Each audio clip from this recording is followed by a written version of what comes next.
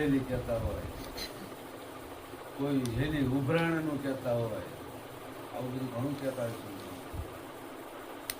પણ સાહેલી, બોલો બોલો સાહેલી સાથે સાહેલી આપણને પછી નક્કી તો હોવી જોઈએ ને બાપા. એટલે આગળ આમ પદ બોલે છે બહુ સરસ મજાનું, પણ ક્યારેક ક્યારેક આવા શબ્દોનો નીચોડ કાઢ, અને ક્યારેક ક્યારેક આમ જેવા ને ક્યારેક આમ આમથી માર, ત્યારે અમને એમ છે કે હવે થોડુંક બોલ્યા. 5 તત્વની ફળમાં કીધું, પછી તમારી મારી વચ્ચે કંઈક રમતું હોય અહીંયા જોયું. એટલે સિમ્પલ મહાપુરુષો જેવા જેવા શબ્દનો અનુભવ થયો એવું બોલ્યા હોય, પણ ક્યારેક એનો અનુભવ કરવાનો, જેથી કરીને તમે 2 શબ્દ બોલી શકો. તો કે અમને કંઈ આવડે એવું તો છે નહીં, પણ ક્યારેક ક્યારેક થોડો માર આવે ને, એટલે એ મારમાં હાથે હાથે આમ હા કરતા હોય ને, હે થતું હોય ને, તો કે રામ રામ બોલો ને, પછી રામ રામ ને પછી હે થઈ જાય.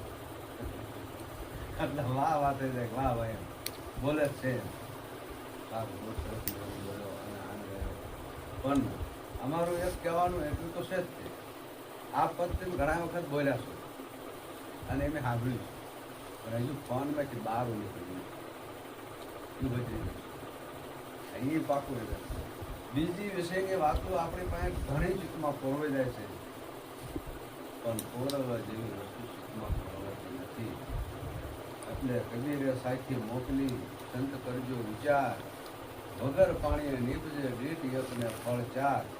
અત્યારે જ સાખી મોકલી, જેને સંત પૂરું મળ્યું હોય એને વિચાર કરવાનો, બીજાને કોઈ નથી.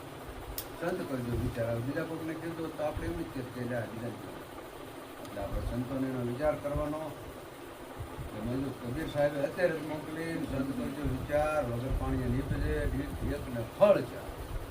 મન બોધી ચિત્તને અહંકાર, ચિત્ત ભંડોળ આપણું મેમરી કાર્ડ કહેવાય. એમાં બીજું સંતો મહાપુરુષોના શબ્દને ટેપિંગ કરવા માટે બહુ મહેનત કરી. જો કે મને કંઈ આવડતું નથી, પણ મેં અમુક થોડુંક એમાં જરાક ચાંચ મારી છે કે કોઈ મહાપુરુષોનું એક પદ આ ચિત્તમાં ઉતારવું હોય તો એ પદ કેટલા વખત તમારે સાંભળવું પડે, કેટલા વખત બોલવું પડે, અથવા કેટલા વખત લખવું પડે. ત્યારે એમ ભણવા જતા ને ત્યારે સાહેબ એમ કહેતા, તને એકું આવડે છે? ના સાહેબ નથી આવડે. પછી એક ઘડીઓ 10 વખતથી 20 વખત સુધી લખાવતા, બોલતું જાઉં લખતું જાઉં, એટલે એ પાકું થઈ જાય, કોઈ દી જાય જ નહીં. એમ પાકું રીતે આવડવા છે. સારું બોલ્યા અને બોલતા રહીજો, અમ જેવાને કંઈક આપતા રહીજો બાપા.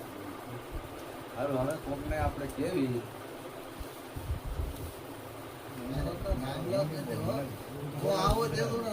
એટલે એમને થોડું બોલવાનું, અત્યારે નહીં. હવે આપણે નિરાશ મારે એને હુકમ કરો, એટલે એકાદ ઉપર બોલે.